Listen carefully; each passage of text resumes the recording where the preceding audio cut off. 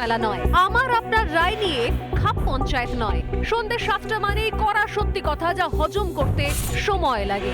যুদ্ধ হোক বা দুর্নীতি, অপরাধ বা চিটিংবাজি, ঘুরিয়ে নাক দেখাই না আমি, যখন তখন রং বদলাই। আমি স্বর্ণালী, প্রশ্ন করি সোজাসুজি।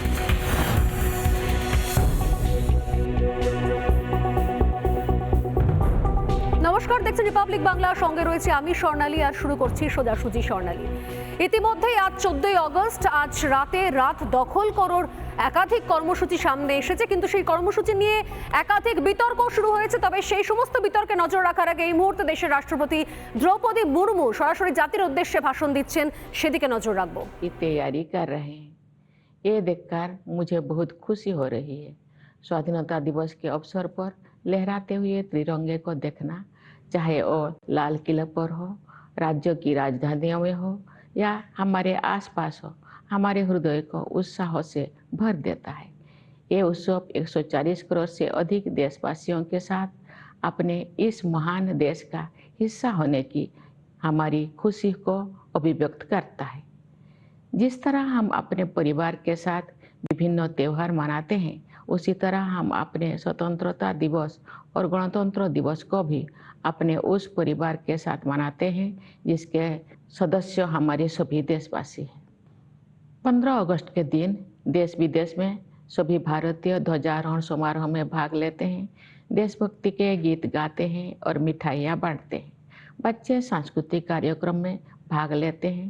जब हम बच्चों को अपने महान राष्ट्र तथा भारतीय होने के गौरव के बारे में बातें करते हुए सुनते हैं, तो उनके उद्गारों में हमें महान स्वतंत्रता सेनानियों की भावनाओं की प्रतिध्वनि सुनाई देती है। हमें ये अनुभव होता है कि हम उस परंपरा का हिस्सा है जो स्वाधीनता सेनानियों के सपनों और उन भावी पीढ़ियों की आकांक्षाओं को एक कड़ी में पिरोते हैं, जो आने वाली वर्षों में हमारे राष्ट्र को अपना संपूर्ण गौरव पुनः प्राप्त करते हुए देखेंगे। इतिहास की इस श्रृंखला की एक कड़ी होने का बोध हमारे अंदर विनम्रता का संचार करता है। ये बोध हमें उन दिनों की याद दिलाता है जब हमारा देश विदेशी शासन के अधीन था। राष्ट्रभक्ति और वीरता से ओतप्रोत देश प्रेमियों ने अनेक जोखिम उठाए और सर्वोच्च बलिदान दिए। हम उनकी पावन स्मृति को नमन करते हैं। उनके अथक प्रयासों के बल पर भारत की आत्मा सदियों की नींद से जाग उठी। अंतर्धारा के रूप में सदैव विद्यमान रही हमारी विभिन्न परंपराओं और मूल्यों को पीढ़ी दर पीढ़ी हमारे महान स्वाधीनता सेनानियों ने नई अभिव्यक्ति प्रदान की। मार्गदर्शक नक्षत्र की तरह राष्ट्रपिता महात्मा गांधी ने स्वाधीनता संग्राम की विभिन्न परंपराओं और उनकी विविध अभिव्यक्तियों को एकजुट किया। साथ ही सरदार पटेल, नेताजी सुभाष चंद्र बोस और बाबा साहेब आम्बेडकर तथा भगत सिंह और चंद्रशेखर आजाद जैसे अनेक महान जननायक भी सक्रिय थे। ये एक राष्ट्रव्यापी आंदोलन था जिसमें सभी समुदायों ने भाग लिया। आदिवासियों में तिलका मांझी, बिरसा मुंडा, लक्ष्मण नायक और फूलो जानो जैसे कई अन्य लोग थे जिनके बलिदान की अब सराहना हो रही है। हमने भगवान बिरसा मुंडा की जयंती को जनजातीय गौरव दिवस के रूप में मनाना शुरू किया है। अगले वर्ष उनकी 150वीं जयंती का उत्सव राष्ट्रीय पुनर्जागरण में उनके योगदान को और अधिक गहराई से सम्मान देने का अवसर होगा। मेरे प्यारे देशवासियों, आज 14 अगस्त को हमारे देश विभाजन विभीषिका स्मृति दिवस मना रहा है। ये विभाजन की भयावहता को याद करने का दिन है। जब हमारे महान राष्ट्रों का विभाजन हुआ तो लाखों लोगों को मजबूरन पलायन करना पड़ा। लाखों लोगों को अपनी जान गंवानी पड़ी। स्वतंत्रता दिवस मनाने से एक दिन पहले हम उस अभूतपूर्व मानवीय त्रासदी को याद करते हैं और उन परिवारों के साथ एकजुट होकर खड़े होते हैं जो छिन्न भिन्न कर दिए गए थे। हम अपने संविधान की 75वीं वर्षगांठ मना रहे हैं। हमारी नवस्वाधीन राष्ट्र की यात्रा में गंभीर बाधाएं आई है। न्याय, समानता, स्वतंत्रता और बंधुता के संवैधानिक आदर्शों पर दृढ़ रहते हुए हम इस अभियान के साथ आगे बढ़ रहे हैं कि भारत विश्व पटल पर अपना गौरवशाली स्थान पुनः प्राप्त करे। इस वर्ष हमारे देश में आम चुनाव हुए। कुल मतदाताओं की संख्या लगभग 97 करोड़ थी, जो एक ऐतिहासिक कीर्तिमान है। मानव समुदाय इतिहास की सबसे बड़ी चुनाव प्रक्रिया का साक्षी बने। इस तरह के विशाल आयोजन के सुचारू और त्रुटि रहित संचालन के लिए भारत का निर्वाचन आयोग बधाई के योग्य है। मैं उन सभी कर्मचारियों और सुरक्षा कर्मियों का आभार व्यक्त करती हूँ जिन्होंने भीषण गर्मी का सामना करते हुए मतदाताओं की मदद की। इतनी बड़ी संख्या में लोगों द्वारा मताधिकार का प्रयोग करना वस्तुतः लोकतंत्र की विचारधारा का प्रबल समर्थन है। भारत द्वारा सफलतापूर्वक चुनाव आयोजित करने से पूरे विश्व में लोकतांत्रिक शक्तियों को ताकत मिलती है। मेरे प्यारे देशवासियों, वर्ष 2021 से वर्ष 2024 के बीच 8% की औसत वार्षिक वृद्धि दर हासिल करके भारत सबसे तेज गति से बढ़ने वाली बड़ी अर्थव्यवस्थाओं में शामिल है। इससे न केवल देशवासियों के हाथों में अधिक पैसा आया है, बल्कि गरीबी रेखा से नीचे रहने वाले लोगों की संख्या में भी भारी कमी आई है।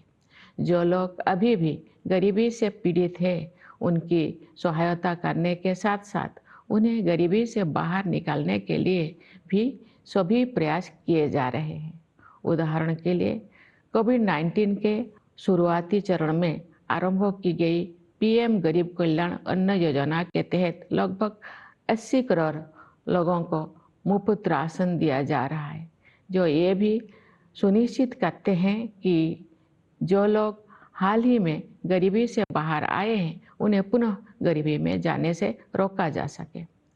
ये हम सभी के लिए गर्व की बात है कि भारत दुनिया की 5वीं सबसे बड़ी अर्थव्यवस्था बन गए हैं और हम शीघ्र ही विश्व की 3 शीर्षस्थ अर्थव्यवस्थाओं में स्थान प्राप्त करने के लिए तैयार है।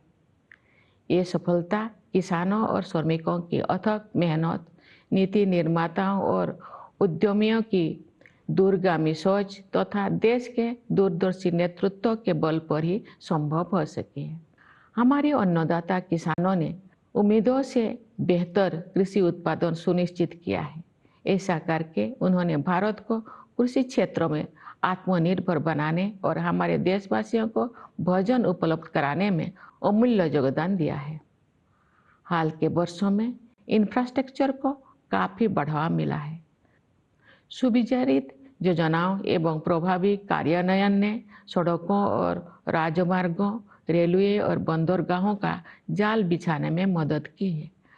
भावी प्रौद्योगिकी की अद्भुत क्षमता को ध्यान में रखते हुए सरकार ने सेमीकंडक्टर और आर्टिफिशियल इंटेलिजेंस जैसे कई क्षेत्रों को बढ़ावा देने पर विशेष बल दिया है। साथ ही स्टार्टअप्स के लिए एक आदर्श इकोसिस्टम भी बनाया है, जिससे उनके विकास को गति मिलेगी। इससे निवेशकों में भारत के प्रति आकर्षण और अधिक बढ़ गया है। बढ़ती हुई पारदर्शिता के साथ बैंकिंग और वित्तीय क्षेत्रों की कार्यकुशलता में वृद्धि हुई है। इन सभी बदलाव में अगले दौर के आर्थिक सुधारों और आर्थिक विकास के लिए मंच तैयार कर दिया है, जहां से भारत विकसित देशों की श्रेणी में शामिल हो जाएगा। तेज गति से हो रही न्यायपरक प्रगति के बल पर वैश्विक परिदृश्यों में भारत का कद ऊंचा हुआ है। G20 की अपनी अध्यक्षता के सफलतापूर्वक संपन्न होने के बाद भारत में ग्लोबल साउथ को मुखर अभिव्यक्ति देने वाले देश के रूप में अपनी भूमिका को मजबूत बनाया है। भारत अपनी प्रभावशाली स्थिति का उपयोग विश्व शांति और समृद्धि के विस्तार हेतु करना चाहता है। मेरे प्यारे देशवासियों, हमें संविधान निर्माता डॉक्टर बी आर अम्बेडकर के शब्दों को भी सदैव याद रखना चाहिए। उन्होंने ठीक ही कहा था और मैं उन्हें उद्धृत करती हूँ। हमें अपने राजनीतिक लोकतंत्र को सामाजिक लोकतंत्र भी बनाना चाहिए। राजनीतिक लोकतंत्र तब तक नहीं टिक सकता जब तक कि उसके आधार में सामाजिक लोकतंत्र ना हो। राजनीतिक लोकतंत्र की निरंतर प्रगति से सामाजिक लोकतंत्र को मजबूत करने की दिशा में की गई प्रगति की पुष्टि होती है। समावेशी भावना हमारे सामाजिक जीवन के हर पहलू में दिखाई देती है। अपनी विविधताओं और बहुलताओं के साथ हम एक राष्ट्र के रूप में एकजुट होकर एक साथ आगे बढ़ रहे हैं। समावेश के साधन के रूप में अफर्मेटिव एक्शन को मजबूत किया जाना चाहिए। मैं दृढ़ता के साथ ये मानती हूँ कि भारत जैसे विशाल देश में कथित सामाजिक स्तरों के आधार पर कलहों को बढ़ा देने वाले प्रवृत्तियों को खारिज करना होगा। सामाजिक न्याय सरकार की सर्वोच्च प्राथमिकता है। सरकार ने अनुसूचित जातियों, अनुसूचित जनजातियों और समाज के अन्य हाशियों के वर्गों के कल्याण के लिए अनेक अभूतपूर्व कदम उठाए हैं। उदाहरण के लिए प्रधानमंत्री सामाजिक उत्थान एवं रोजगार आधारित जनकल्याण यानी पीएम सूरज का उद्देश्य हाशिए पर के लोगों को सीधे वित्तीय सहायता प्रदान करना है। प्रधानमंत्री जनजातीय आदिवासी न्याय महाअभियान यानी पीएम जनमन ने एक जन अभियान का रूप ले लिया है। इसके तहत विशेष रूप से कमजोर जनजातीय समूह यानी पीवीटीजी की सामाजिक आर्थिक स्थितियों में सुधार के लिए निर्णायक कदम उठाया जा रहा है। National action for mechanised sanitation ecosystem यानी नमस्ते योजना के तहत यही सुनिश्चित किया जाएगा कि किसी भी सफाई कर्मचारी को सीवर और सेप्टिक टैंक की सफाई के जख्म भरे काम को हाथों से नहीं करना पड़ेगा। न्याय शब्दों के सबसे व्यापक अर्थ में अनेक सामाजिक आयाम सम्मानित हैं। उनमें से 2 आयामों पर मैं विशेष रूप से जोर देना चाहूँगी। वे आयाम हैं स्त्री पुरुष के बीच न्यायपूर्ण समानता तथा क्लाइमेट जस्टिस। हमारे समाज में महिलाओं को केवल समानता का ही नहीं बल्कि समानता से भी ऊपर का दर्जा दिया जाता है। हालांकि उन्हें परंपरागत पूर्वाग्रह का कष्ट भी झेलना पड़ा है, लेकिन मुझे ये जानकर खुशी होती है कि सरकार ने महिला कल्याण और महिला सशक्तिकरण को समान महत्व दिया है। पिछले दशक में इस उद्देश्य के लिए बजट प्रावधान में 3 गुना से अधिक की वृद्धि हुई है। श्रमबल में उनकी भागीदारी बढ़ी है। इस संदर्भ में जन्म के समय बेटियों के अनुपात में हुई उल्लेखनीय सुधार को सबसे उत्साहजनक विकास कहा जा सकता है। महिलाओं को केंद्र में रखते हुए सरकार द्वारा अनेक विशेष योजनाएं भी लागू की गई है। नारी शक्ति बंधन अधिनियम का उद्देश्य महिलाओं का वास्तविक सशक्तिकरण सुनिश्चित करना है। जलवायु परिवर्तन एक यथार्थ का रूप ले चुका है। विकासशील देशों के लिए अपने आर्थिक प्रतिमानों को बदलना और भी अधिक चुनौतीपूर्ण है। फिर भी हमने उस दिशा में आशा से अधिक प्रगति की है। ग्लोबल वार्मिंग के सबसे गंभीर कुप्रभावों से पृथ्वी को बचाने के लिए मानव समुदाय द्वारा किए जा रहे संघर्षों में अग्रणी भूमिका निभाने पर भारत का गर्व है। मैं आप सभी से अनुरोध करती हूँ कि आप अपने जीवन शैली में छोटे छोटे किंतु प्रभावी बदलाव करें तथा जलवायु परिवर्तन की चुनौती का सामना करने में अपना महत्वपूर्ण योगदान दें। न्याय के संदर्भ में मैं ये भी उल्लेख करना चाहती हूँ कि इस वर्ष जुलाई में भारतीय न्याय संहिता को लागू करने में हमने औपनिवेशिक युग के एक और अवशेष को हटा दिया है। नई संहिता का उद्देश्य केवल दंड देने की बजाय अपराध पीड़ितों के लिए न्याय सुनिश्चित करना है। मैं इस बदलाव को स्वाधीनता सेनानियों के प्रति श्रद्धांजलि के रूप में देखती हूँ। मेरे प्यारे देशवासियों, आज के युवा हमारी स्वतंत्रता की शताब्दी तक के अमृतकाल को यानी आज से लगभग 1/4 सदी के कालखंड को स्वरूप प्रदान करेंगे। उनकी ऊर्जा और उत्साह के बल पर ही हमारा देश नई ऊंचाई तक पहुंचेगा। युवाओं के मनोमस्तिष्क को विकसित करना तथा परंपरा एवं समकालीन ज्ञान के सर्वश्रेष्ठ आयामों को ग्रहण करने वाले नई मानसिकता का निर्माण करना हमारी प्राथमिकता है। इस संदर्भ में वर्ष 2020 से लागू की गई राष्ट्रीय शिक्षा नीति के परिणाम सामने आ रहे हैं। युवा प्रतिभा का समुचित उपयोग करने के लिए सरकार ने कौशल रोजगार तथा अन्य अवसरों को सुलभ बनाने के लिए पहल की है। रोजगार और कौशल के लिए प्रधानमंत्री की 5 योजनाओं के माध्यम से 5 वर्षों में 4 करोड़ 10 लाख युवाओं को लाभ मिलेगा। सरकार की एक नई पहल से 5 वर्षों में 1 करोड़ युवा अग्रणी कंपनियों में इंटर्नशिप करेंगे। ये सभी कदम विकसित भारत के निर्माण में आधारभूत योगदान देंगे। भारत में हम विज्ञान और प्रौद्योगिकी को ज्ञान की खोज के साथ साथ मानवीयता पूर्ण प्रगति के साधन के रूप में देखते हैं। उदाहरण के लिए डिजिटल एप्लीकेशन के क्षेत्र में हमारी उपलब्धियों का उपयोग अन्य देशों में टेम्पलेट के रूप में किया जा रहा है। हाल के वर्षों में भारत ने अंतरिक्ष अनुसंधान के क्षेत्र में अभूतपूर्व प्रगति की है। आप सभी के साथ में भी अगले साल होने वाले गगनयान मिशन के शुभारंभ की उत्सुकता से प्रतीक्षा कर रही हूँ। इस मिशन के तहत भारत के पहले मानव अंतरिक्ष यान में भारतीय अंतरिक्ष टीम को अंतरिक्ष में ले जाया जाएगा। खेल के जगत भी एक ऐसा क्षेत्र है जिसमें हमारे देश ने पिछले दशक में बहुत प्रगति की है। सरकार ने खेल के बुनियादी ढांचे के विकास को समुचित प्राथमिकता दी है और इसके परिणाम सामने आ रहे हैं। हाल ही में संपन्न पेरिस ओलंपिक खेलों में भारतीय दल ने अपना उत्कृष्ट प्रयास किया। मैं खिलाड़ियों की निष्ठा और परिश्रम की सराहना करती हूँ। उन्होंने युवाओं में प्रेरणा का संचार किया है। क्रिकेट में भारत ने T20 विश्व कप जीता, जिससे बड़ी संख्या में क्रिकेट प्रेमी आनंदित हुए। शतरंज में विलक्षण प्रतिभा वाले युवा खिलाड़ियों ने देश को गौरवान्वित किया है।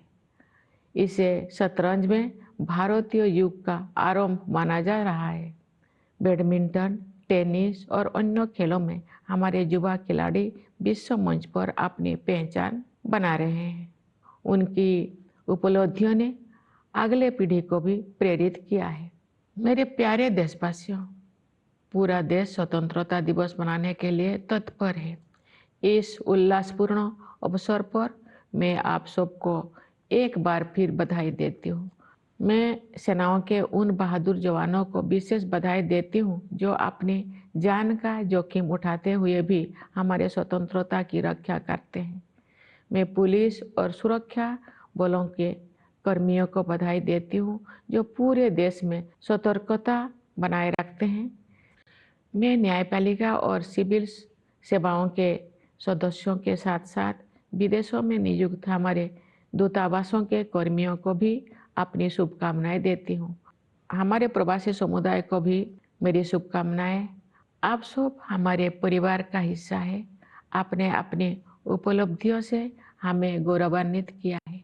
आप सब विदेशों में भारत की संस्कृति और विरासत का गर्व के साथ प्रतिनिधित्व करते हैं।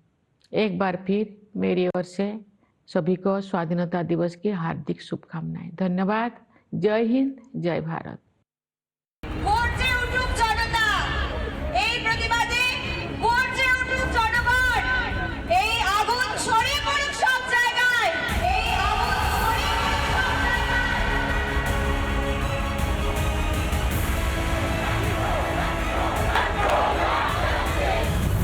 মহিলারা ডেকেছেন, আমাদের সতর্ক থাকতে হবে। ছবি তোলার জন্য না গেলেও জেগে থাকতে হবে।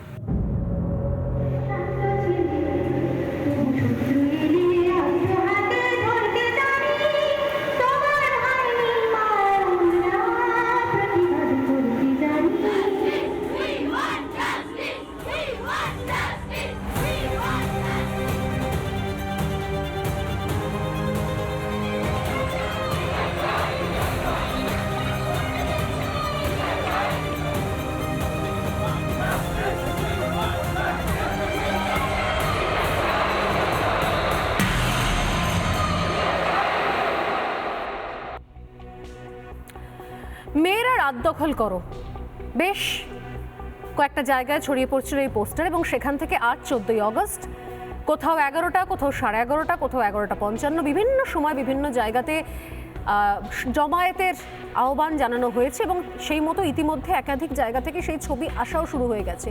কারণ প্রথমে যেটা মাত্র দুটো বা তিনটে এলাকা বলা হয়েছিল, ক্রমশ আমরা দেখি মাত্র কয়েক ঘন্টার মধ্যেই ব্যবধানে লাস্ট অন্তত 48 ঘন্টায় বিপুল পরিমাণে ছড়িয়ে গিয়েছে এই পোস্টার। এবং শুধু তাই নয়, জায়গায় জায়গায় আলাদা করে আহ্বায়কদের নাম্বার দিয়ে সেই জায়গাগুলোতেও এই কর্মসূচি নেওয়া হচ্ছে। শুধুমাত্র কর্মসূচি নয়, এর পাশাপাশি বিভিন্ন ধরনের পোস্টার, বিভিন্ন ধরনের বয়ান, বিভিন্ন ধরনের লেখা, বিভিন্ন ধরনের নাম, সেগুলো সামনে আসছে।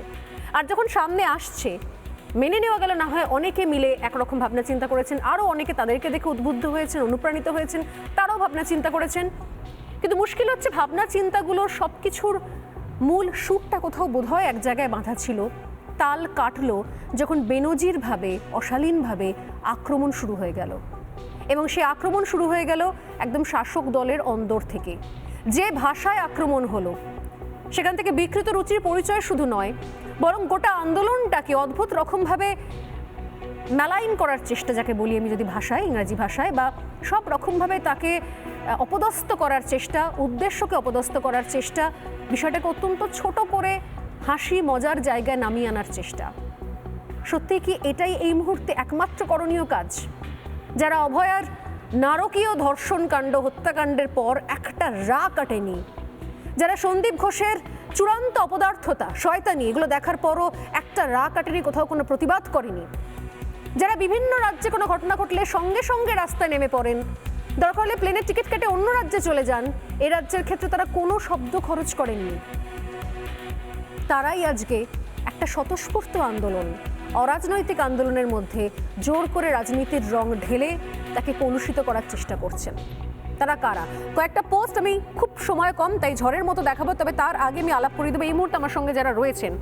একদম বাদিকে রয়েছেন পত্রিকা সম্পাদক এবং সমাজকর্মী, অবশ্যই এই আন্দোলনের অন্যতম সৈনিক, কারিগর, যারা ভাবনা চিন্তা শুরু করেছিলেন। যদিও এই নিয়েও একটা প্রশ্ন রয়েছে যে যারা ভাবনা চিন্তা শুরু করেছিলেন তারাই কোথাও পেছনের সারিতে চলে গেছেন, যারা এই আন্দোলনের শুরুতে কোথাও ছিলেন না তারা সামনের সারিতে চলে এসেছেন আন্দোলনের এটাও কোথাও কোটানকোট দখলদারি নেওয়ার জন্য। মহাশ্বেতা সমাজদার আমাদের সঙ্গে রয়েছে। মহাশ্বেতা, স্বাগত আপনাকে রিপাবলিক বাংলায়। তার পাশেই রয়েছেন অদিতি বসু রয়, অদিতিও কবি এবং অবশ্যই এই আন্দোলনের অন্যতম নেপথ্য কারিগর, যিনি ভাবনা চিন্তা করেছেন, ভেবেছেন, জিনিসটা শেয়ার করা শুরু করেছেন, পোস্ট করা শুরু করেছিলেন সবার আগে। এর পাশাপাশি আমার পাশে রয়েছেন এখানে বিজেপি মুখপাত্র এবং পড়ুয়া, অবশ্যই আইনের আইনজীবী স্বাতী সেনাপতি, আর তার পাশে রয়েছেন রাজু ঘোষ, রাজনৈতিক কর্মী, শাসক দলের পক্ষে, যিনি কথা বলবেন। স্টুডিওর বাইরে থেকে আরও একজন রয়েছেন শতাব্দী দাস, লেখক এবং সমাজকর্মী। ঘটনাচক্রে শতাব্দীও মহাশ্বেতা এবং অদিতির সঙ্গে একই সঙ্গে কোথাও এই কর্মকাণ্ড, কর্মযজ্ঞ আমি বলবো শুরু করেছিলেন, সূত্রপাত ঘটিয়েছিলেন।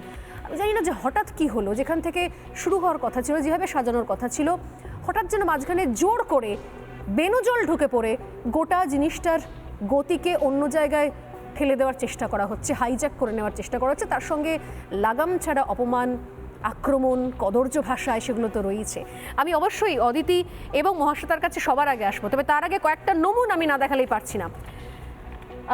তবে কয়েকটা নমুনা দেখানোর আগে আপনাদের জন্য হয়তো ভালো খবর, এই মুহূর্তে একটা ছোট্ট ব্রেকিং নিউজের দিকে নজর রাখবো। শুরুতে এই মুহূর্তে গোবরডাঙ্গা থেকে যে খবর আসছে, আমরা যে রাত দখলের কর্মসূচির কথা আপনারা পোস্ট করেছিলেন তা ভাইরাল হয়ে গেছে, আপনারা জানেন। এই মুহূর্তে প্রথম ব্রেকিং নিউজ আমি নিচ্ছি। গোবরডাঙ্গায় মহিলাদের অবস্থান চলছে এবং সেখান থেকে এক্সক্লুসিভ ভিজুয়াল আসছে। সন্ধ্যার পরে শুরু হয়ে গিয়েছে প্রতিবাদ, এখন থেকে চলছে সেখানকার কর্মসূচি। শুধুমাত্র একটা জায়গা থেকে নয়, আমি বলছি অনেক জায়গা থেকে। হয়তো আপনারা নিজেরাও আশা করেননি, যখন শুরু করেছিলেন তখন আপনারা ভাবেননি যে কিরকম দাবানলের মতো ছড়িয়ে যাবে অভয়া ধর্ষণ খুন কাণ্ডে প্রতিবাদে। যে ক্যাম্পেইন শুরু হয়েছিল কোথাও এক জায়গা থেকে, একটা প্রোফাইল থেকে, দুটো প্রোফাইল থেকে, সেই ক্যাম্পেইন আজ দাবানলের মতো ছড়িয়ে পড়েছে।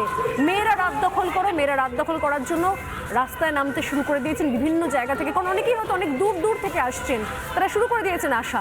সারা রাত মেট্রো চলবে আমরা জানতে পেরেছি। এবং এই যে ক্যাম্পেনের জন্য দাবানলের মতো এই ক্যাম্পেন ছড়িয়ে গেছে, বিভিন্ন প্রান্তে চলে গেছে, সেই জায়গা থেকে কিন্তু সত্যি সত্যি নিঃসন্দেহে এটা আমার মনে হয় যে আজকে শো শুরু করার আগে এই ধরনের একটা দৃশ্য যে মানুষ ইতিমধ্যে রাস্তায় নামতে শুরু করেছেন, গন্তব্যে যেতে শুরু করেছেন, এটা বাড়তি পাওনা, বাড়তি কোথাও অক্সিজেন। আমি আসবো যেখান থেকে শুরু করেছিলাম, যে ধরনের কদর্য আক্রমণ কোথাও দেখতে পাচ্ছি আমরা, সেদিকে একবার নজর রাখা যাক। প্রথম আমি শুরু করবো আজকে উদয়ন গুহকে দিয়ে। উত্তরবঙ্গের দাপুটে নেতা উদয়ন গুহ, তিনি কি পোস্ট করলেন আজকে? তিনি লিখছেন, উদয়ন গুহ, শুনুন, আপনারা নিশ্চয়ই দেখেছেন, আপনারা এখানে যারা রয়েছেন তারাও একবার শুনুন, রাজুবাবু তো অবশ্যই শোনা দরকার। তিনি লিখছেন, দিনহাটার কেউ কেউ রাতের দখল নিতে চাইছে। উদয়ন গুহ লিখছেন, পোস্ট করেছেন, আমার সমর্থন থাকলো, তবে স্বামীর অত্যাচার থেকে বাঁচাতে রাতে ফোন করবেন না যেন। উদয়ন গুহ সোশ্যাল মিডিয়ায় লিখছেন। এছাড়াও আরও অনেক জায়গা থেকে অনেক ধরনের বয়ান তিনি দিয়েছেন, কোথাও বর পেটালে বলবেন না যেন, কোথাও স্বামীর মারলে বলবেন না যেন। যত রকমভাবে এই আন্দোলন বা এই ভাবনা চিন্তাকে ছোট করে দেখানো যায়। এখানেই শেষ নয়, কুণাল ঘোষ যদি বিভিন্ন বিষয়তে বক্তব্য রাখেন, তিনি লিখছেন, তৃণমূল নেতা কুণাল ঘোষ লিখছেন যে আরজি করের প্রতিবাদী আমরাও, ধানতলা, বানতলা, উন্নাও, হাতরাস, মণিপুরের সমর্থকরাই রাতের নাটক করছেন, আই রিপিট, নাটক করছেন, শুরু করে দিয়েছেন বলতে, কারণ এরা তো সব ক্ষেত্রেই নাটক দেখেন। তাদের সঙ্গে কিছু সেলফি তোলার নেশাড়ু, সেলফি তোলার জন্য নাকি মানুষজন যাচ্ছেন, সেলফি তোলার নেশাড়ু। বাংলায় রাত মহিলাদের দখলেই থাকে, বিচ্ছিন্ন ঘটনা দিয়ে বাংলাকে ছোট করার চেষ্টা। এর পরের আরেকটা দাবি, যদি যখন এই পোস্টটা শুরু হয়েছিল সেই সময় বোধহয়, তিনি লিখছেন যে ভোটে দিনে ভোট হলে হারি, তাই রাতে ভোট চাই, ভোটাররা রাত দখল করো, সৌজন্যে রামবাম। অদ্ভুত রকমভাবে জোর করে, মানে যদি মেয়েরা একটা ভাবনা চিন্তা করে কত রকমভাবে সেটাকে কলুষিত কদর্য করা যায়। আমি না দেখেই পারছি না, প্রবীর ঘোষ, তৃণমূল নেতা প্রবীর ঘোষ, তিনি কি লিখছেন, আগে জামা কাপড় খুলে রিল বানানো বন্ধ করো মামুনি, তারপর মধ্যরাতের দখল করবি, বন্ধ কর, রিল বানানো বন্ধ কর মামুনি, তারপর মধ্যরাত দখল করবি, সরাসরি তুই তুকারিতে, এবং আগে জামা কাপড় খুলে রিল বানানো বন্ধ কর। এই পোস্টও অনেকে শেয়ার করছেন। তার পাশে ওনার যে সমুদ্রের ধারে অর্ধনগ্ন অবস্থার পোস্ট উনি নিজে কোনো এককালে করেছেন, সেটাকেও তার সঙ্গে কেউ ট্যাগ করে দিয়েছেন, মানে ওই ইটের বদলে পাটকেল। যদিও এটা আজকের মানে আলোচনার বিষয় নয়। তৃণমূল ঘনিষ্ঠ প্রযোজক শিবাজি পাঁজা, তিনি লেখেন কি, গতকাল তিনি লিখেছিলেন, আগামীকাল দুপুরের পর কলকাতায় কোনো মেকআপ আর্টিস্ট এক সময় আর পাওয়া যাচ্ছে না, কোনো মেকআপ আর্টিস্টের সময় পাওয়া যাচ্ছে না। তবে সবাই অবশ্য সমান নন। সোশ্যাল মিডিয়ায় গতকালই তৃণমূল সাংসদ সুখেন্দু শেখর রায়ও তৃণমূল কংগ্রেসের তরফ থেকে মানে সোশ্যাল মিডিয়া পোস্ট করেন, তিনি এর পাশে থাকার কথা বলেন। আমার সরাসরি প্রশ্ন অদিতি এবং মহাশ্বেতাকে, প্রথমত হচ্ছে কোন ভাবনা চিন্তা থেকে শুরু করেছিলেন আপনারা, আর তারপর এখন যে পরিণতি দেখছেন, যেভাবে কোথাও লাগাম ছাড়া আক্রমণ। আমি জানি যে আপনি ব্যক্তিগত স্তরে যখন আপনার পেজ থেকে একটার পর একটা অভিযোগগুলো সম্পর্কে অ্যাড্রেস করছিলেন, আন্দোলনের অন্য কেউ দখলদারি করছে, অন্য কেউ বলছে ক্লেম করছে, তারা বলছেন তারাই শুরু করেছেন, তারপর আপনার পোস্টগুলো অজানা কোনো কারণে সব কিছু ডিলিট হয়ে যাচ্ছে, রিমুভ করা হচ্ছে, কি ভেবে শুরু করেছিলেন আর কি হচ্ছে, কি বলবেন? এটা দেখুন, ভাবনার যে কনসেপ্টটা, সেটা আমাদের শতাব্দী একটি লেখা লেখেন, ঘটনাটি ঘটে যেদিন তার পরের দিন রাত্রিবেলা, এবং সেটা একটি সংবাদপত্রের অনলাইন এডিশনে বের হয়। তার আগে আমরা জানি 1975-এ ফিলাডেলফিয়াতে এরকম একটা প্ল্যান হয়েছিল যে সাংঘাতিক স্লাট শেমিং এবং ভিকটিম ব্লেমিং হতো মেয়েদের, তারা রাতের দখলের একটা প্ল্যান করেছিলেন। সেটাই মোটামুটি আমরা ধরি প্রথম। তারপর নির্ভয়া কাণ্ডের সময় অনেকে রাস্তায় নেমেছেন, রাতেও আন্দোলন করেছেন, কিন্তু এই শতাব্দী যখন এই লেখাটা লেখেন, তারপর মহাশ্বেতাদির সাথে কথা হয়, তারপরে আমরা আস্তে আস্তে যোগ করি, আমরা একটা গ্রুপ তৈরি করে শতাব্দী, এবং পুরো আন্দোলনটা শুরু হয়। তারপর আমরা পোস্টারটা পোস্ট করি, যেখানে প্রথমে একদম মানে এই যে পোস্টারটা মেয়েরা রাত দখল করো, একটা হাতে কাস্তে নিয়ে, এই পোস্টারটা কি আপনাদেরই তৈরি করা? হ্যাঁ, এটা আমাদেরই তো তৈরি করা। হ্যাঁ, এটা আমাদেরই তৈরি করা, আমাদের মধ্যে থেকেই। এবং বারবার করে যখন পোস্টারটা শেয়ার করা হয়, তারপর সাংঘাতিক সাড়া পাওয়া যায়। এবং প্রথম দিকে 3টে নাম ছিল, 3টে জায়গার নাম ছিল, সেটা ধীরে ধীরে গতকাল সকালে ছিল 57, যাদবপুর আমি ছিল, এখন জানি যাদবপুর ছিল, 172। একাডেমি ছিল, খুব সম্ভবত যাদবপুর একাডেমি চত্বর, যাদবপুর 8B একাডেমি আর কলেজ কলেজ স্ট্রিট, তিনটে ছিল। আমিও প্রথমে তাই দেখেছিলাম। তারপর সেটা পরের দিন সকালের মধ্যে 57টি হয় এবং আজকে আমরা যতদূর জানি 232টা মতো শুধু আমাদের রাজ্যে। তাছাড়া পুনে, উড়িষ্যা, মুম্বাই, তারপর আর কোথাও ব্যাঙ্গালোর, দিল্লি, এমনকি বিদেশেও বোধহয় শেয়ার হয়েছে। আচ্ছা বিদেশে, হ্যাঁ আজকে আমাদের সঙ্গে 12টার সময় নিউ ইয়র্ক থেকে সেতু নাম দিয়ে ওরা আমাদের সঙ্গে যোগাযোগ করছেন।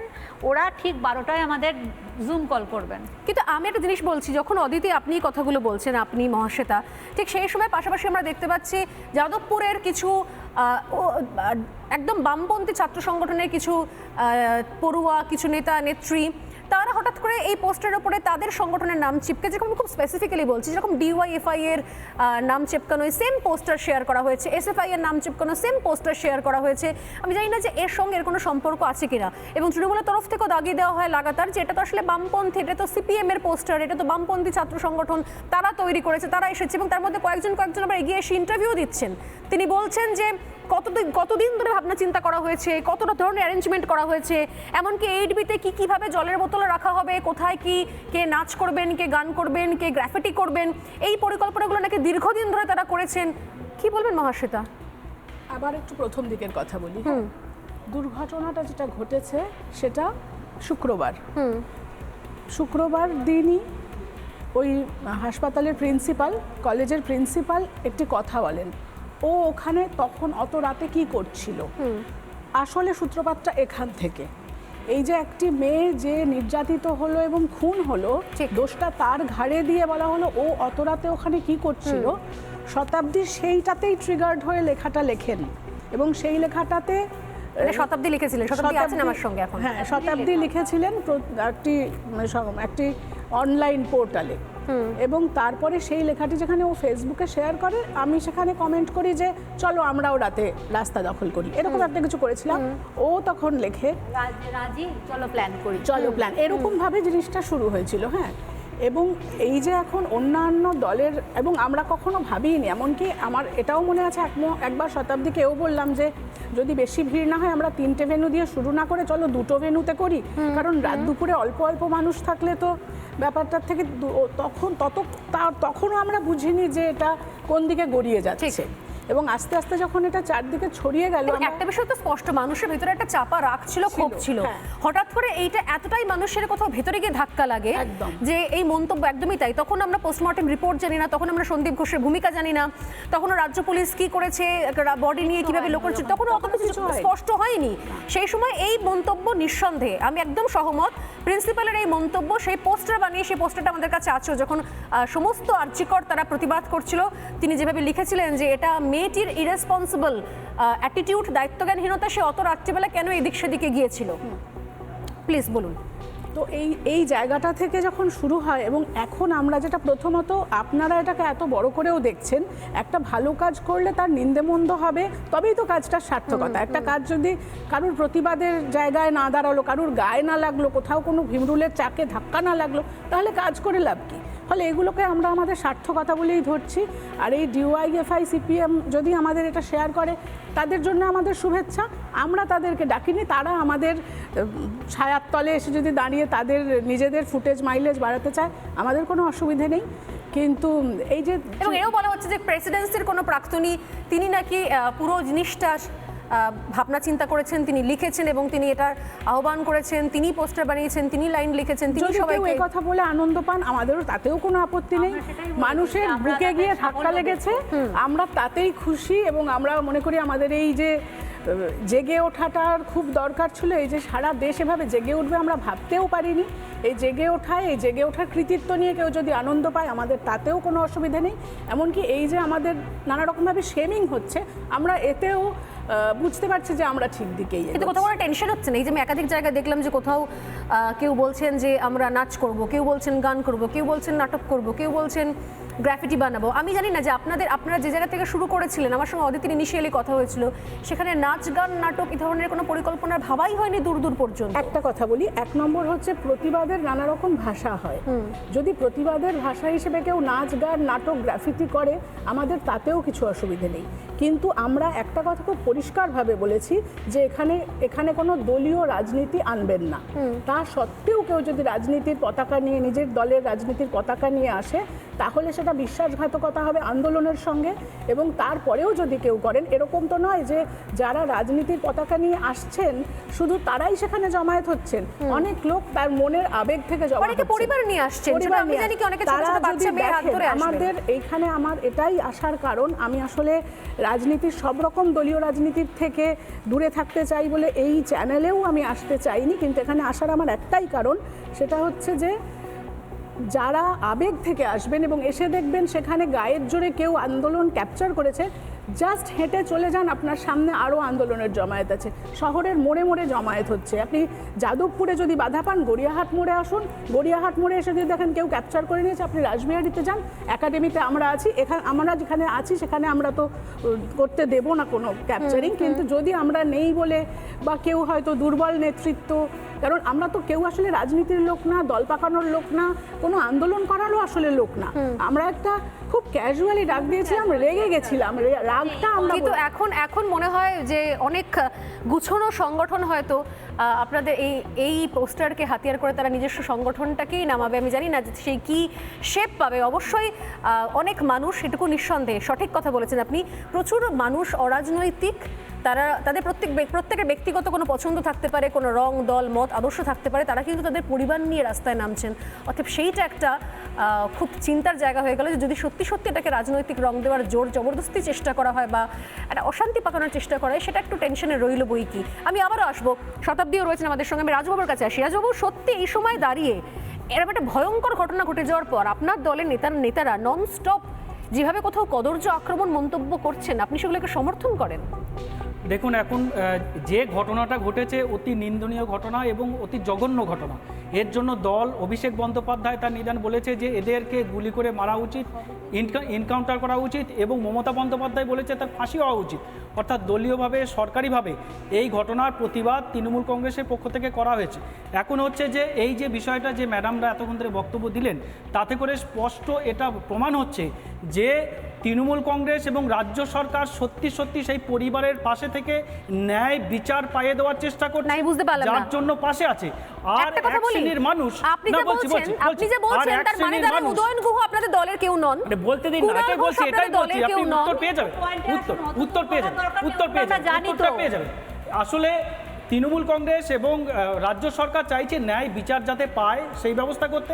এক শ্রেণীর মানুষ যারা কিনা এই ইস্যুটাকে এই ইস্যুটাকে হাতিয়ার করে তারা নিজেদের প্রচারের ফায়দা তোলার একটা চেষ্টা চালিয়ে যাচ্ছে। দাঁড়ান, এটা আপনারা অরাজনৈতিকভাবে এসছেন, আপনারা সত্যি সত্যি মানুষের ওদের পরিবারের পাশে থেকে আপনারা একটা ইস্যু করেছিলেন, এটা খুব ভালো জিনিস। কিন্তু সেই জিনিসটাকে মানে ওনাদের বক্তব্য শুনে এটা স্পষ্ট হচ্ছে যে সেই ওনাদের হাতিয়ারটাকে কেড়ে নিয়ে রাম এবং বাম মাঠে নেমে পড়েছে একটা শুধু ফ্রিতে পাবলিসিটি নেওয়ার জন্য। সেইখানটায় অবজেকশন, সেইটা না, কুণাল ঘোষ এবং উদয়ন গুহ যেটা বলেছে, এই রাম এবং বাম যারা এই আপনাদের ফেভারই বলেছে যে রাম এবং বাম যারা এই জিনিসটাকে করছে, রাজনীতি করছে, যারা আজকে দাঁড়ান এই সিপিএম আজকে মাঠে ধানতলায় 35 জন মহিলাকে বাস থেকে নামিয়ে গণধর্ষণ করা হয়েছিল। বিজন সেতুতে 2 জন মহিলা সন্ন্যাসী এবং 15 জন পুরুষ সন্ন্যাসীকে জ্যান্ত পুড়িয়ে মেরেছিল একদম সংগঠন। এক সেকেন্ড আমি আসছি আপনার কাছে। আপনি একাধিক উদাহরণ টানবেন, যেরকম কুণাল ঘোষ টেনেছেন, আপনাদের অগ্রজ যারা তৃণমূল কংগ্রেস নেতা তারা টেনেছেন। মুশকিল হচ্ছে যেরকম উন্নাওকে কেউ সমর্থন করেনি, কোনো সুস্থ মানুষ করতে পারে না, যেরকম হাতরাসকে কেউ সমর্থন করেনি, যেরকম মণিপুরকে কেউ সমর্থন করেনি, একই রকমভাবে হাঁসখালি থেকে শুরু করে কামদুনি, দেগঙ্গা, কালিয়াগঞ্জ, একাধিক জায়গা সেগুলোকে কেউ সমর্থন করেনি। আজকে কিন্তু আপনারা কি বলছেন? আমার বক্তব্য হচ্ছে যদি পাশের বাড়ির ছেলে খুন করে তাহলে আমার ছেলে খুন করেছে, তো সমস্যা কোথায়? যদি XYZ কোনো ঘটনা ঘটে থাকে তাহলে এই ঘটনাও ঘটতে পারে, এটা তো হতে পারে না। অভয় হত্যাকাণ্ডে ছত্রে ছত্রে তদন্তে গাফিলতি রয়েছে। যে তার ফাঁসি হোক, মমতা বন্দ্যোপাধ্যায় নিজে বলেছে ফাস্ট ট্র্যাক কোর্টে নিয়ে গিয়ে তার বিচার প্রক্রিয়া তাড়াতাড়ি শুরু হোক। তিনি একজন মানবিক মানুষের মুখ্যমন্ত্রীর জায়গা থেকেও এই কথা তিনি বলেছেন। অভিষেক বন্দ্যোপাধ্যায় বলেছেন যে এমন একটা আইন যদি থাকতো 7 দিনের মধ্যে ইনকাউন্টার করা, সেটা মানুষ আরো তাড়াতাড়ি বিচার পেত। অর্থাৎ দলীয়ভাবে এবং সরকারের তরফ থেকে ওই পরিবারকে ন্যায় বিচার পাইয়ে দেওয়ার জন্য তাদের পাশে আছে এবং তারা চায় যে উপযুক্ত বিচার সেই পরিবার পাক।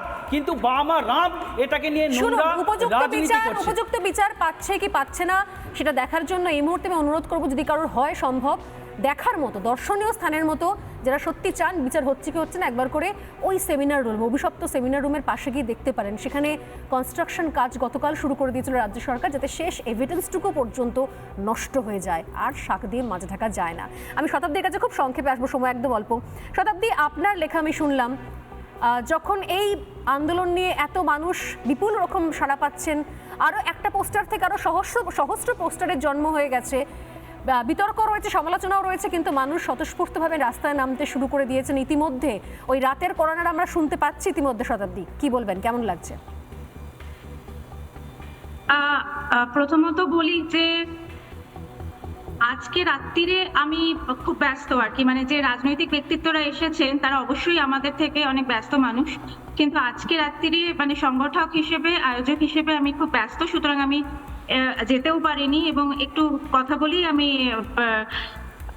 এটা লিভ করব, সেটা হচ্ছে যে আমরা এটাই ঠিক চাইছি না যেটা এখন এই মুহূর্তে হচ্ছে, সেটা হচ্ছে যে একটা দলীয় কোন্দল তৈরি হচ্ছে চ্যানেলে বসে, যেটা আমরা সাধারণ মানুষ হিসেবে এমনিতেও প্রায়শই চ্যানেলে দেখতে পাই। তো সেইটা থেকে দূরে থাকার জন্যই কিন্তু আমরা একটা রাজনৈতিক অরাজনৈতিক আমরা এটাকে বলছি না, কারণ আমরা তো স্টেটের সাথেই কথা বলছি। আমরা আমাদের সুরক্ষার দাবি দাওয়া নিয়ে যখন স্টেটের কাছেই আমাদের দাবি সনদ পেশ করছি, তখন সেটাকে আর অরাজনৈতিক বলে না, কিন্তু আমরা বলছি যে অদলীয় বা নির্দলীয়। এটা নাগরিকদের অনুষ্ঠান এবং এটা সম্পূর্ণভাবেই নাগরিকদের একটা উদ্যোগ, নাগরিকদের কনভেনশন। এবং এখানে আমি যেহেতু একাডেমিতে আছি, সমস্ত জায়গায় তো আমি ফিজিক্যালি থাকতে পারবো না, আমি যেহেতু একাডেমিতে আছি, আমার শেষ দম থাকা পর্যন্ত যে কোনো রকমের, আমাকে অনেকে ফোনও করেছেন বিজেপি থেকে, তৃণমূল থেকে এবং সিপিএম থেকেও, যে তারা নাম বলেছেন যে অমুক অমুক আসতে চান। তাদের একটাই কথা আমি বলেছি যে রাজনৈতিক রং আছে যাদের, তাদেরকে আমরা কোনোভাবে মঞ্চ দেব না। তারা যদি আসেন তাহলে তারা থাকতে পারেন, পিছনের সারিতে থাকতে পারেন, কিন্তু কোনোভাবেই রাজনৈতিক কোনো রং আছে এরকম লোকেদের আমরা মঞ্চে ডাকবো না। অনেস্টলি শতাব্দী, রাজনৈতিক রং ছিল না বলেই এত মানুষ কিন্তু সমর্থন করেছেন। যদি সত্যি সত্যি এই পোস্টারে রাজনীতির ছোঁয়া থাকতো, আমি ব্যক্তিগতভাবে জানি যে অনেকেই এটাকে সমর্থন করতেন না। সময় একদম শেষে, আমি খুব শেষে সাথীর কাছে আসবো। জানিয়ে রাখি, আমি একটু জানিয়ে রাখি যে যেহেতু অনেক ফোন রিসিভ করতে হয়েছে, সেই সুতরাং সমস্ত মানুষ প্রথমে যে প্রশ্নটা করেন আমাদের, সেটা হচ্ছে যে এটা কোনো রাজনৈতিক দলের নয়, তো তাদের এই বিশ্বাসের প্রতি মর্যাদা রেখে আমরা মঞ্চ থেকে শেষ বিন্দু পর্যন্ত, মানে শেষ প্রান্ত থাকা পর্যন্ত চেষ্টা করব যাতে কোনো রকমের পতাকা এখানে আশ্রয় না পায়। নিঃসন্দেহে। আমি একদম খুব শেষ করবো সাথীর কাছে। সাথী, অরাজনৈতিক আন্দোলন বলা হচ্ছে, কিন্তু তারপরে বেশ কিছু ক্ষেত্রে, যেমন শাঁখের একটা পোস্টার ছিল, সবাই শাঁখ বাজান, আমি দেখলাম সেখানে অনেকে রেড়ে করে এলো যে এটা তো হচ্ছে ব্রাহ্মণ্যবাদী, এটা মনুবাদীর বিরুদ্ধে আন্দোলন, এটা দক্ষিণ পন্থার বিরুদ্ধে আন্দোলন, এখানে কেন শাঁখবাজ ইত্যাদি। প্রাতিবাদের ভাষাগুলো কোথাও যেন একটু যেন এদিক ওদিক লাগছে, মানে ঠিক সঠিক এক জায়গাতে এসে যেন হিট করছে না। দেখুন, খুব সংক্ষেপে, একদম সময়। অরাজনৈতিক আন্দোলন এবং সামাজিক আন্দোলন। আজকে মেয়েরা রাত জাগবে, কারণ প্রত্যেকের বাড়িতে, মানে আমিও, মানে কোনো রাজনৈতিক দল, মত, রং সমস্ত কিছু বাদ দিলেও আমরা একজন মানুষ, আমরা একজন মহিলা, এবং এই রাজ্যে মহিলাদের নিরাপত্তা নেই, সেটা বারংবার প্রমাণিত হয়েছে। কামদুনিতে আমরা দেখেছি সাজানো ঘটনা, মানে এমনভাবে পুলিশ কেস সাজিয়েছে তাদের শাস্তি পর্যন্ত হলো না। আর আজকেও আমরা দেখেছি প্রথমে কিন্তু এই ঘটনাটাকে আত্মহত্যা বলে চালানোর চেষ্টা করা হচ্ছে। এটা কিন্তু শুরুর দিকে কেউ বললো না যে আত্মহত্যা বলে চালানোর চেষ্টা করা হচ্ছিল। কাজেই সমস্ত মানুষ আজকে নিরাপদ বোধ করছেন না, তারা আজকে আসছেন এবং সহনাগরিক হিসেবে আমরা এই আন্দোলনে যোগদান করছি। এই আমি শঙ্খ এনেছি, এই শঙ্খ বাজিয়ে মানে আমরাও এই শো শেষ হলে আমিও ওখানে যাব, আমরা প্রত্যেকে এখানে থাকবো। তার কারণ কিন্তু আপনি কি আপনার রাজনৈতিক পতাকা নিয়ে যাবেন? একেবারেই রাজনৈতিক পতাকা নিয়ে আমরা যাচ্ছি না, এবং আমরা সম্পূর্ণভাবে সহ নাগরিক হিসেবে পাশে থাকছি। তার কারণ এই সময়টা ভীষণ ক্রুশিয়াল, আমাদের প্রত্যেককে এক হয়ে সকলে মিলিতভাবে লড়তে হবে। আমাদের একটাই লক্ষ্য, justice for Abhaya. Thank you so much, thank you so much. আন্দোলনের আয়োজক হিসেবে শাঁখ বাজানোটাকে এন্ডোর্স করছি না, কারণ এটাকে আমরা হিন্দুত্ববাদী ব্রাহ্মণ্যবাদী না, এটার একটা হিন্দুত্ববাদী ব্রাহ্মণ্যবাদী প্রতিবাদের ভাষা তো যেরকম খুশি হতে পারে, কাস্তে হতে পারে, হাতুড়ি হতে পারে, চুরি হতে পারে, প্রতিবাদের ভাষা যে কোনো কিছু হতে পারে। শাঁখ থাকে না, তারা সেক্ষেত্রে কি করবে? সে যা খুশি নিয়ে যেতে পারে। না, আমরা কিছু endorse দেবী করছি না। দুর্গা, মা দুর্গা যেরকম অকাল, হ্যাঁ, নিশ্চয়ই, কিন্তু বাকি যে আমরা বুঝতে পারি না যারা তিনি যেরকম শঙ্খ বাজিয়ে, তিনি যেরকম শঙ্খ বাজিয়ে দামা বাজিয়ে তিনি যুদ্ধের আহ্বান জানিয়েছিলেন এবং তিনি পরাজিত করেছিলেন যেহেতু অসুরকে। সমস্ত আমরা ধর্মের মানুষ সমস্ত আছে তো। বাংলার, আমরা সমস্ত মহিলার মধ্যে মা দুর্গাকে দেখি না, এবং আমি জানি না যে সব আমরা ধর্মে দেখি। মানে শাঁখ বাজলে বা অন্য কিছু সেখানে সমস্ত ধর্ম অন্য প্রতিবাদের ধর্মের ভাষা যা খুশি হতে দুর্গাপূজার পারে। সময় সন্ধে দেওয়ার সময় তুলসী তলায় তারা অন্য ধর্মের মানুষজন খারাপ ভাবেন কিনা, বাট একটা বিষয় স্পষ্ট যে সত্যি সত্যি তাহলে বলতে হয় যে অরাজনৈতিক বলা হলেও তাহলে এখানে কিন্তু কিছু কিছু ধরন, কিছু জিনিস অ্যালাউড, কিছু জিনিস নট অ্যালাউড, এই জিনিসের একটা সীমারেখা, একটা দণ্ডি কোথাও কেটে রাখা হচ্ছে। এনিওয়ে, সময় আমার একদম নেই, তাই শেষ করছি এখানেই। অবশ্যই সবাই যাবেন, সজাগ থাকুন, এটুকুই বলবো। প্রতিবাদটা প্রতিবাদের মতোই হোক, কোনো প্ররোচনায়, কোনো রকম অশান্তির মধ্যে ভুলেও কেউ পা দেবেন না, তাহলে কিন্তু সত্যি যে জন্য আপনারা রাস্তায় নামছেন সেই কারণটা কোথাও ফিকে হয়ে যাবে। ধন্যবাদ।